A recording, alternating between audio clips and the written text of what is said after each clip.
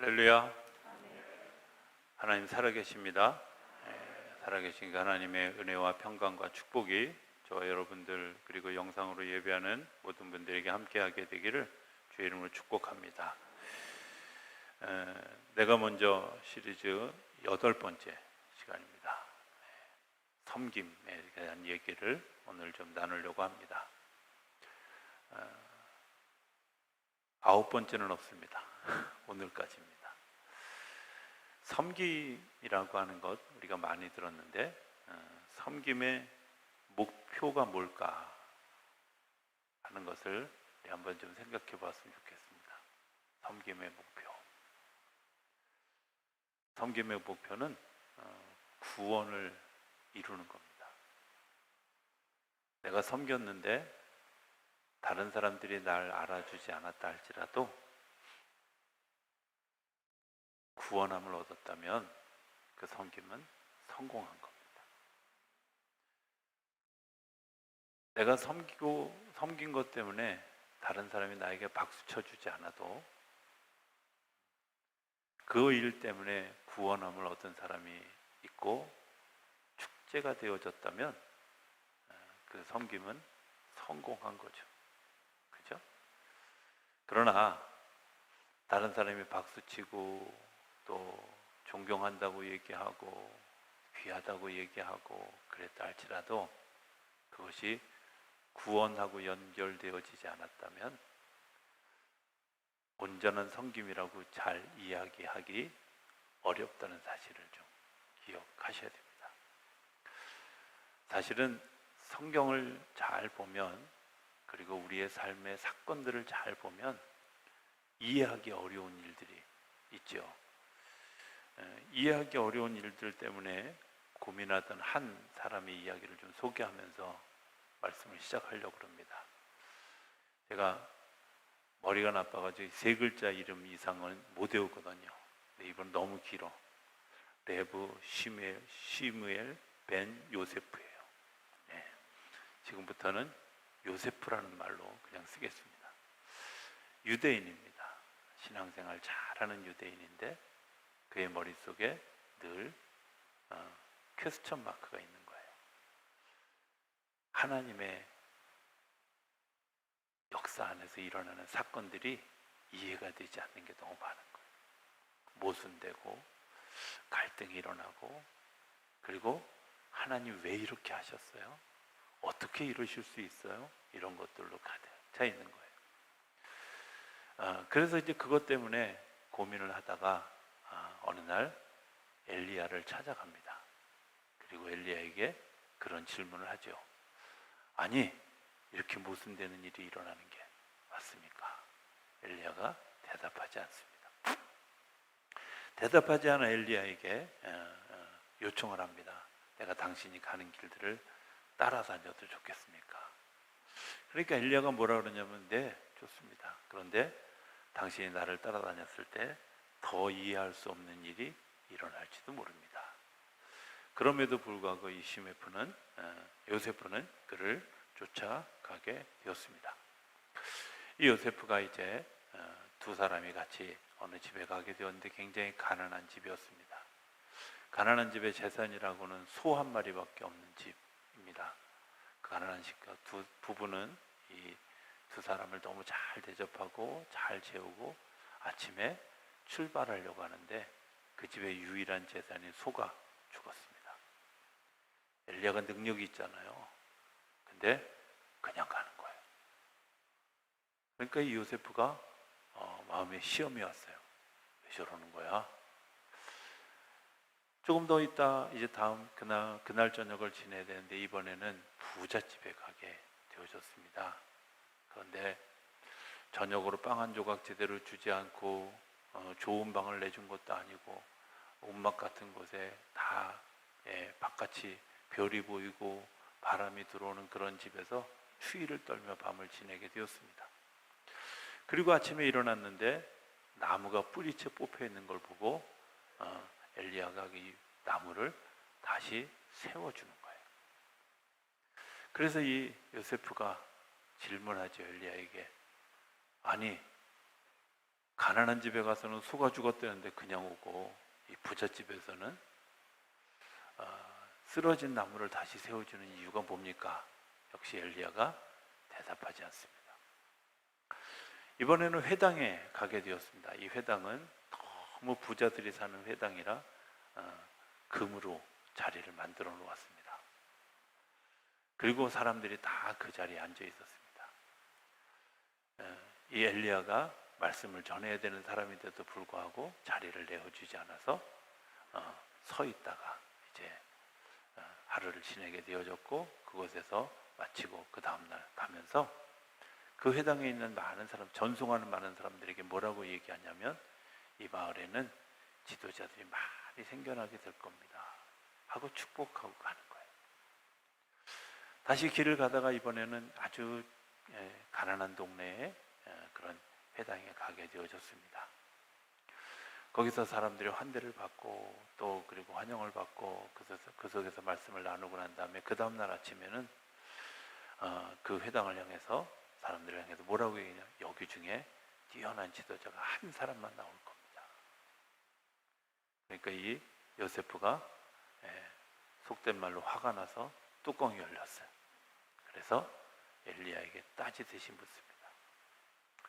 며칠이 지난 다음에 엘리야가 이분에게 이렇게 설명합니다. 이해 안 가시죠? 당연히 이해가 안 가죠. 여러분들은 이해가십니까? 네. 그런데 엘리야가 이렇게 얘기합니다. 전날 갔던 그 가난한 집, 소가 있던 집은 사실은 부인이 죽을 병에 걸렸습니다. 그 죽을 병에 걸린 사람을 대신해서 소를 하나님께 드리겠다고 기도했고, 그것이 이루어져서 부인은 나았고 소는 죽었습니다. 두 번째 갔던 그 부잣집은 나무가 쓰러졌는데 그 나무 밑에 그 사람들이 쓰고도 남을 만큼의 보석이 숨겨져 있습니다. 그런데 그 보석을 그들이 발견하면 더 삶이 망가질 것 같아서 그 보석을 감추기 위해 나무를 세웠습니다. 거기까지 이해하겠습니다.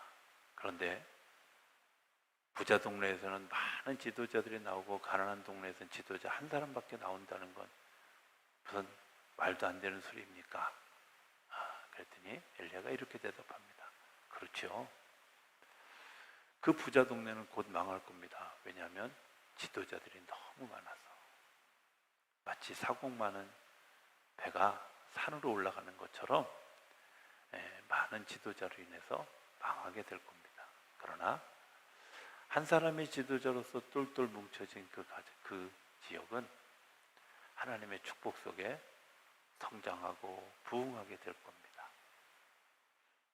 여러분들 이해되십니까?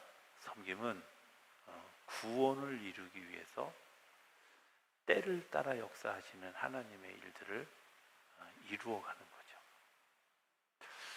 본문 오늘 12절은 이렇게 얘기합니다.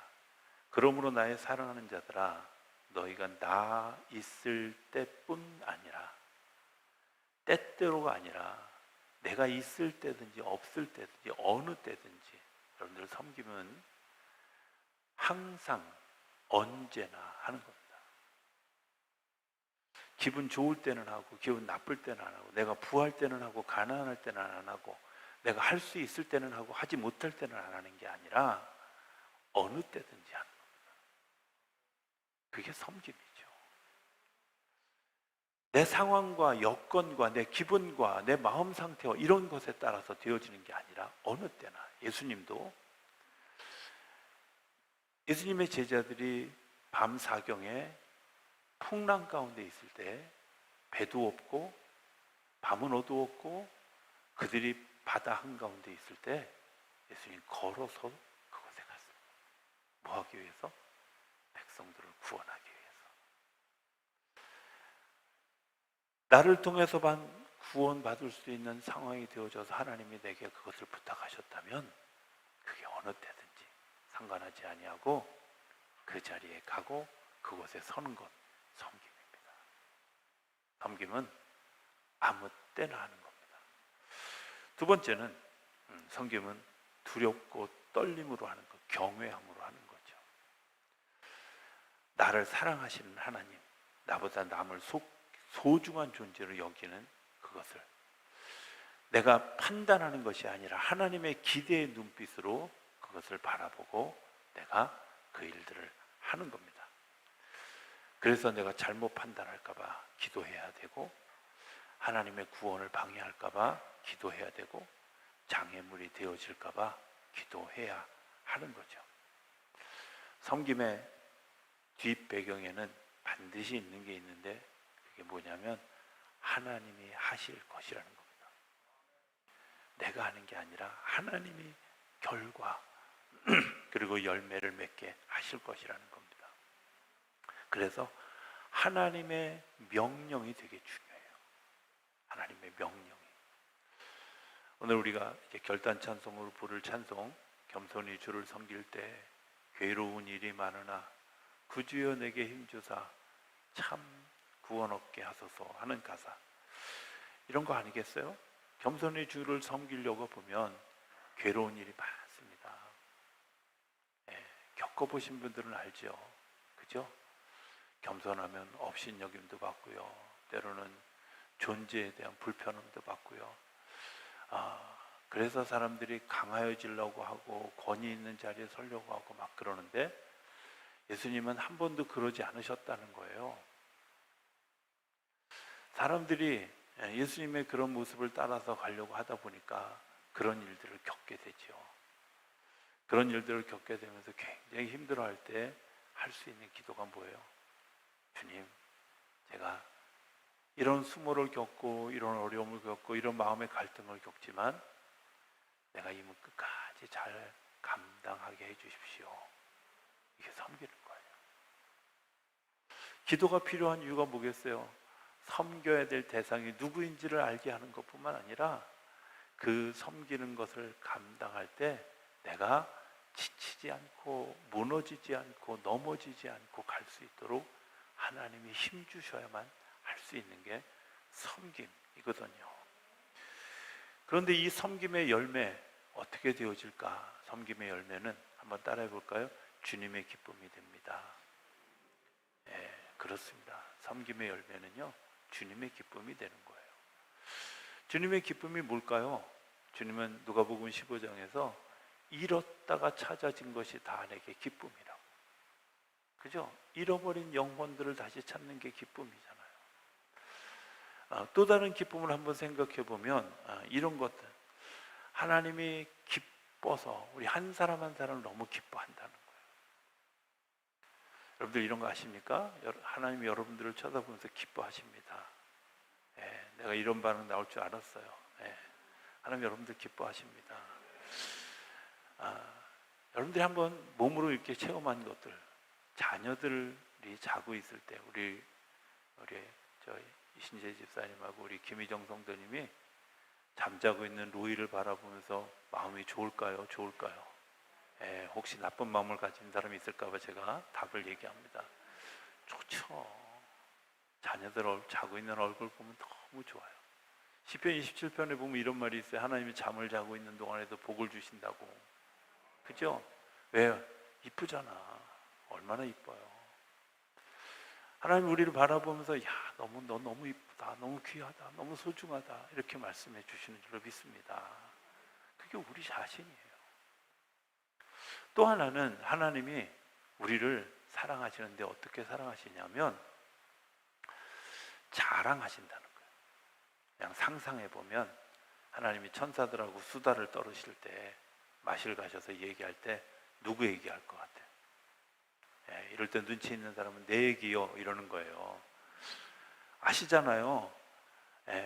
잠깐 저도 간절한 소원이긴 한데 제발 좀 우리 애들이 아기를 낳아줬으면 좋겠다 이런 마음이 있어요. 왜냐하면 옆에 있는 친구들이 아주 나를 힘들게 해요.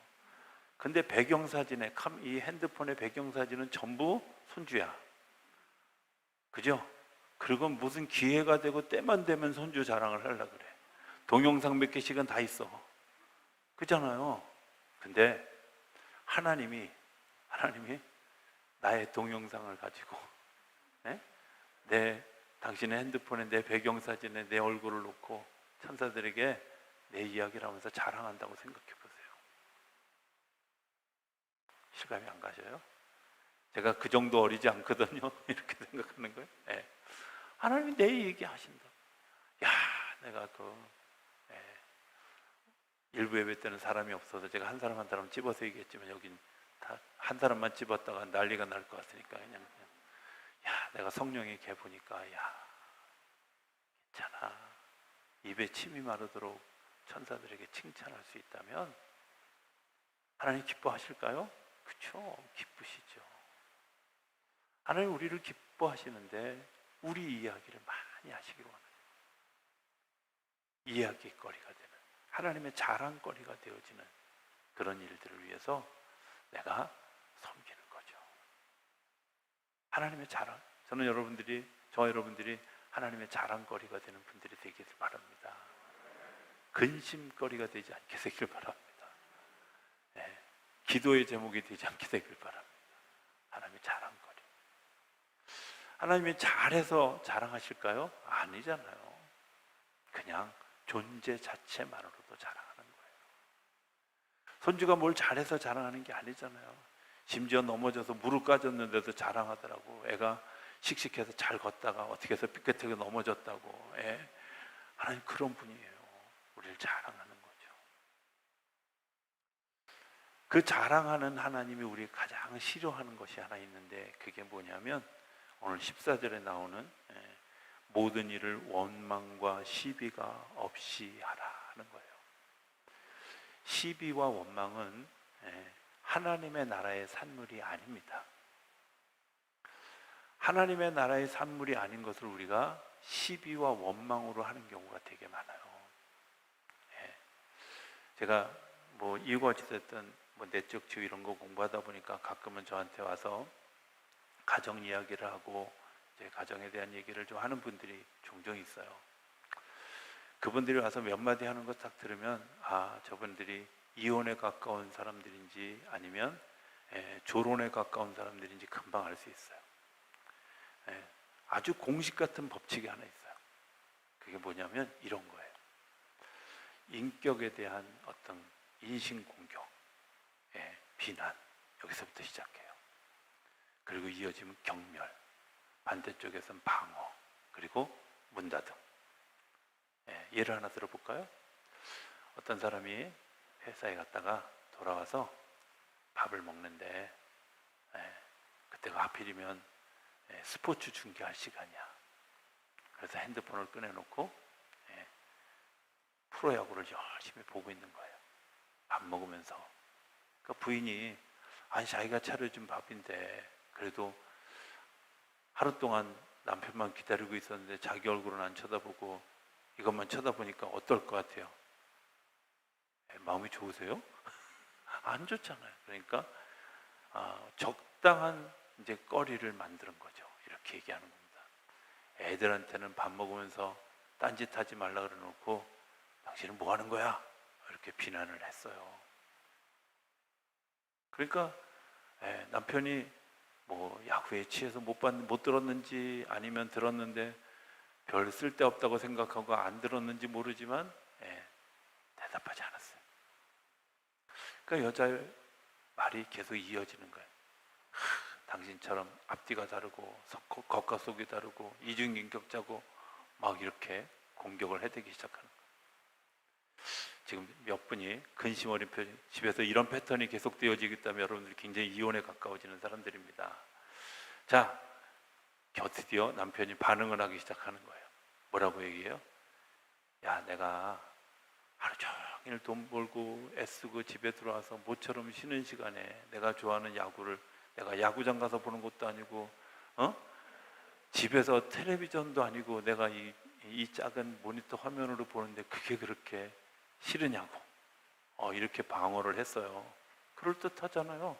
그러니까 그래도 그게 말이 돼? 이러고 이제 결선이 오고 가니까 그래? 알았어. 밥 안 먹어. 그리고 문 닫고 딱 들어가. 이 패턴이에요. 이게 시비와 원망이 공존하는 패턴이에요. 근데 죄송하지만 이 패턴은 하나님이 기뻐하시지도 않는 것뿐만 아니라 우리 속에도 기쁨이 없어요. 자, 그럼 이거 어떻게 바꿔가야 될까? 이 문제를 해결해 가는데 굉장히 중요한 몇 가지 또 다른 테마가 있는데, 하나는 관찰하는 거예요. 관찰한다는 것과 평가하는 건 다른데요, 지금 이렇게 되어지는 이 상황이 어떤 상황일까 하는 거죠. 그냥 보이는 것만 얘기하는 게 아니라 그 뒤에 숨겨진 여러 스토리들을 한번 같이 고민해 보는 거예요. 그러나 그것이 이해가 되지 않았을 때 내가 느끼는 감정은 솔직하게, 난 당신이 그것만 쳐다보고 있는 게 너무 싫어, 그것 때문에 내 마음이 불편해, 힘들어, 뭐 이 정도의 얘기 할 수 있잖아요. 그게 감정은 상하지 않거든요. 그리고 듣는 사람은 지금 저 사람이 도대체 무슨 얘기를 하려고 하는지를 들어요. 나하고 얘기 좀 하자, 그래도 밥을 마차려야 되는데 고맙다고 정도의 얘기를 할 수 있잖아, 뭐 이런 정도의 얘기를 하고 있다면 여러분들 그 반응을 내가 할 수 있는 거죠. 그리고 나서 개선책을 한번 찾아볼 수 있는 거죠. 이 개선책을 찾는 일들도 사실은 우리가 되게 어렵게 해요. 뭐냐면 당신이 과거에 이랬잖아 이렇게 하면 그건 또 싸워요. 그런데 우리 좀 이랬으면 좋겠어. 적어도 밥 먹는 자리에서는 당신이 뭐 한 이닝 정도 안 본다고 야구가 끝나는 거 아니잖아. 밥 먹는 시간 그 한 10분 20분 안 봐도 되잖아. 밥 먹는 시간에 우리 같이 밥을 좀 먹었으면 좋겠어.